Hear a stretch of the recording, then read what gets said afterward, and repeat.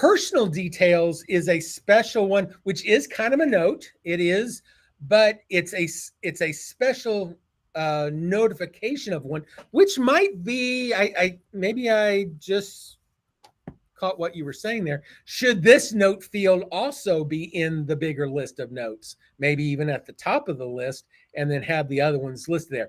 The advantage on this one is that we can identify personal details as a name.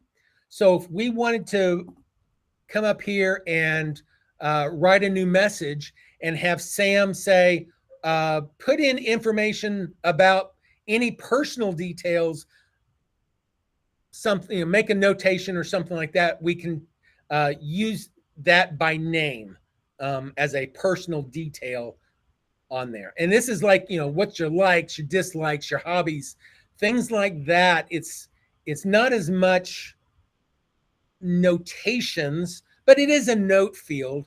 And what may make sense as you ask that is, do we go ahead and maybe put the personal details in this section as well? The main thing about personal details is that it has a given name for specific information.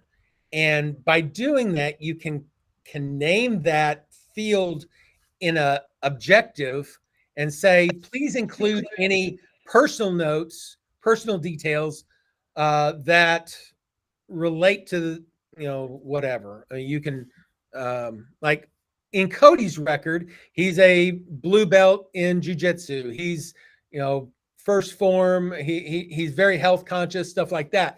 So maybe you're sending a birthday message, and in your birthday message, it's the standard stock message. But in your routine, you say, please reference any personal details to personalize this note.